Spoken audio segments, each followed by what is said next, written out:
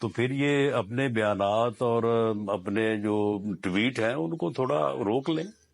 تو پھر تو ہم یہ بھی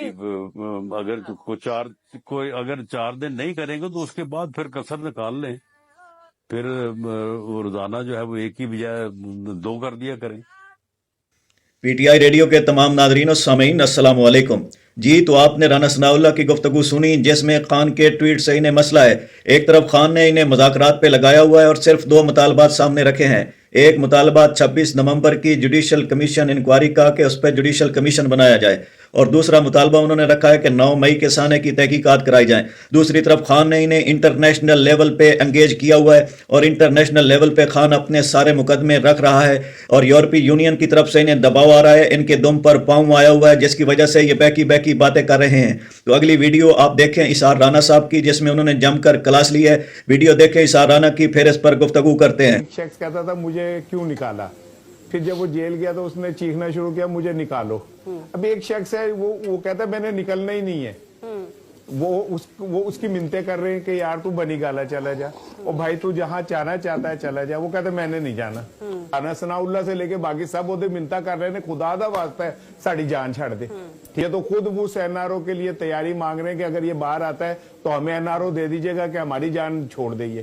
اصل لڑائی تو یہ چل رہی ہے کہ یہ باہر آ جائے تو اس سے شورٹی لیں گے یہ ہماری جان کو نہ مصیبت بن جائے. اسحار رانا صاحب، جو نقطہ ابھی رضی صاحب نے پیش کیا نا کہ اگر بانی پی ٹی آئی اپنی رہائی کاری ہے، اس کی ریزن یہ ہے کہ وہ اتنا ڈاڈا ہو گیا ہے کہ وہ جیل میں بیٹھ کے ڈکٹیٹنگ پوزیشن میں چلا گیا ہے. اس کا جب دل کرے گا جائے گا، جب دل کرے گا نکلے گا. نہیں تو آن ریکارڈ ہے رانا ثناء اللہ سے لے کے باقی سب وہ منتا کر رہے ہیں خدا دا واسطہ ہے ساڑی جان چھڑ دے. ٹھیک ہے نا، اور وہ نہیں چھوڑ رہا. تو یہ حکومت کے ہاتھ میں کچھ ہے بھی نہیں. تو یہی تو رولا ہے، اور کس چیز کا رولا ہے. اور 2 بندے لڑ رہے تھے، ایک بندہ نیچے جو گرا ہوا تھا اوپر بیٹھا ہوا جو تھا اسے مار رہا تھا اور رو رہا تھا. کسی نے پوچھا مار بھی تو رہا ہے رو بھی تو رہا ہے، انہوں نے کہا اٹھے گا تو میں نو بڑا مارے گا. اور ان کا یہی تو رولا ہے اس ٹائم کہ اٹھے گا تو سانو بڑا مارے گا. اور رولا کس چیز کا ہے؟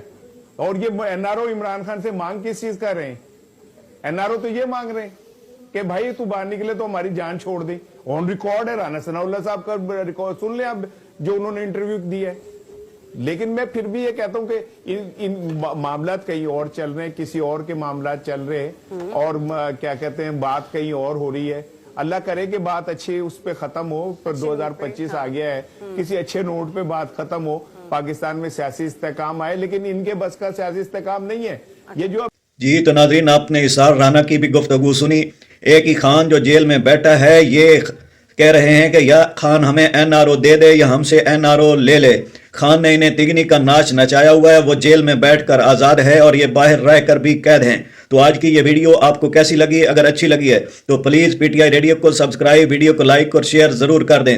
ملتے رہیں گے ایسی اور ویڈیوز کے ساتھ، تب تک کے لیے اللہ حافظ.